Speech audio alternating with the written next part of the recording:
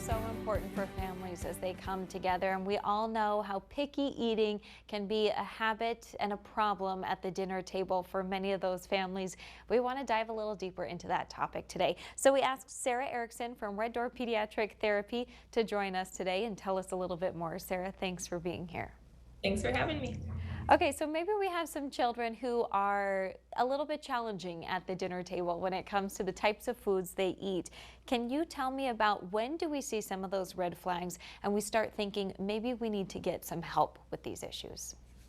Yeah, so a really common one, or the one that's maybe more evident for families or caregivers, is really just for noticing kids have a restricted range or variety of foods or food groups that they're eating. So maybe they do really well with fruits, but they have a little bit harder time with proteins or vegetables.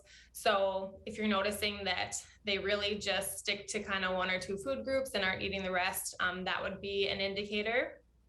Also, if they have food preferences and they really just want the same snacks and meals, they don't really switch up what they're eating. And then even just some inconsistencies with, they might eat something one day, but then when it's presented the next, maybe they won't eat it. Also, if we notice, difficulty with touching, smelling, tasting, interacting with foods at meal times, that would be another red flag. Gagging or just difficulty coping. So maybe they can't tolerate sitting at the table. They're getting up and moving around a lot. They're pushing their plate away, screaming, refusing. Some of those things would indicate, that they may benefit from some intervention as well. Absolutely. I can imagine that's welcome news to parents to know that there might be some answers to some of these challenging behaviors that you see at the dinner table. Yeah, And absolutely. I'll just say I've probably fallen into the category of those of us who think that might be related to stubbornness with our child. We're just trying to convince them you're going to like it if you try it. But really, there's probably a lot of factors that could go into some of these behaviors. What would some of those be? Yeah, and I mean, you may be right. Stubbornness might be one piece, or just, that self-regulation aspect of um, following those adult directed tasks, or if someone asks you to do something, sometimes that's a little bit trickier for kids too.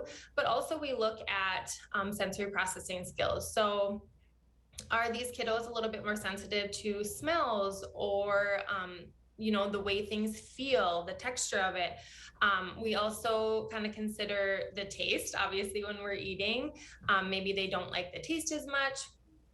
And then even just when we think about kind of that visual piece of things, when we have a meal, there are probably quite a few things on your plate, maybe lots of different colors. It might be a little bit visually overstimulating for some people to tolerate.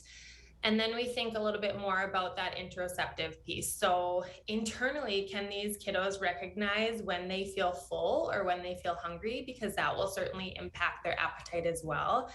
And then the piece of body awareness. So kind of knowing where your body's at in space and being able to kind of keep yourself upright and secure. If we don't feel safe when we're sitting upright, then it's going to be hard to use our hands and focus on the rest of our eating skills too. So sensory is definitely an area we look at. Also, oral motor skills. So just kind of how are we able to use those muscles in our mouth? So our tongue, how are we able to chew? Can we kind of form our food into a bolus to swallow it safely? So that's definitely an area that can impact feeding and eating. And then that core strength or posture piece too. So it's really important that we have a good base of support.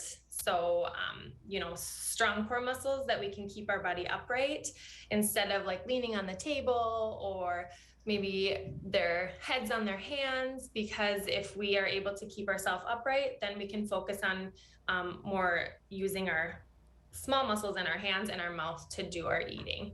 There really is a reason that your parents always tell you no elbows on the table, right? Okay. So helpful to hear you talk about this. It really gets me thinking about things I never would have thought about before. I know you guys have plenty of great strategies for families to deal with some of these behaviors. Tell me about those. Yeah, a big one is really just exposure. So if kids aren't exposed to different foods, then they're not going to learn about them and they're probably not going to eat them. So even if you present a food one time and your kid doesn't eat it or doesn't like it, continue to present that food, continue to expose them to different foods, and be their model. So kind of show them and teach them about the foods, talk about the foods, how it impacts your body, how it's good for you and helps you, really kind of, like I said, be that model and show them that you're eating the vegetables and the proteins and things.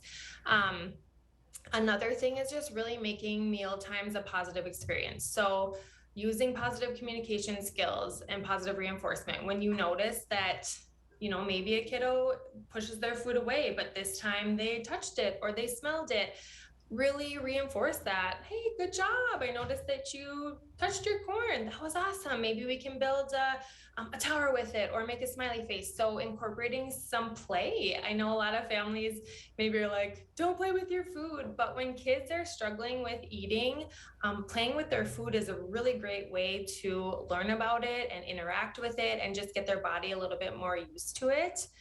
Um, and then just structuring meals and snack times a little bit more. So we talk about how kids really like to have a routine and structure. And so just making sure that we incorporate that throughout times of eating as well.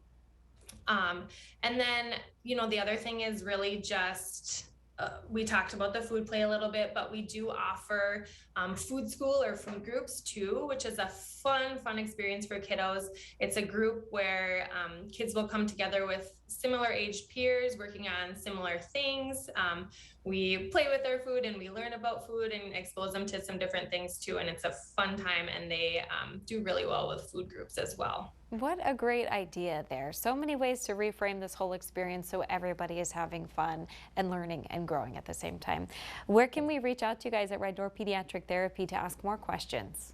Yeah, we have a clinic in Bismarck, Minot, Grand Forks, and Beulah. Our number is 701-222-3175. We offer free screens, or you can come in for an evaluation to get your kiddo started. Wonderful. Sarah Erickson from Red Door Pediatric Therapy, thank you for joining us. That was really helpful. You're welcome. Thanks for having me. We'll see you next time. And stay with us on North Dakota Today. We'll be right back with more.